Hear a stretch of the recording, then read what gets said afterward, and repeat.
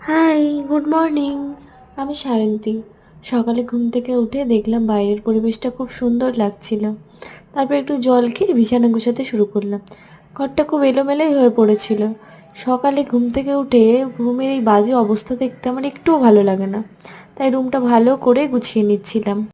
রুমের মধ্যে বেডটা সুন্দর করে গোছানো থাকলে মনটাও ভালো লাগে বেশ, তাই বেডটা আগে ভালো করে গুছাচ্ছিলাম। তারপর আর চারপাশটা গুছিয়ে নিয়ে অন্য কাজে গেলাম।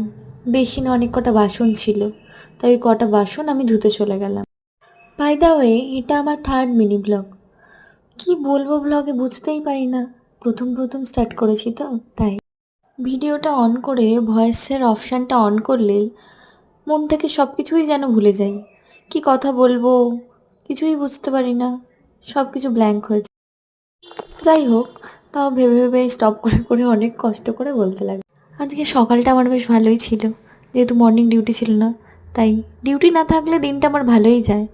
ডিউটি আছে ঠিকই, কিন্তু সকালে তো নেই, ওটা ভেবেই তারপর ঘরদোরগুলো গুছিয়ে ব্রাশ করতে চলে আসলাম ছাদে।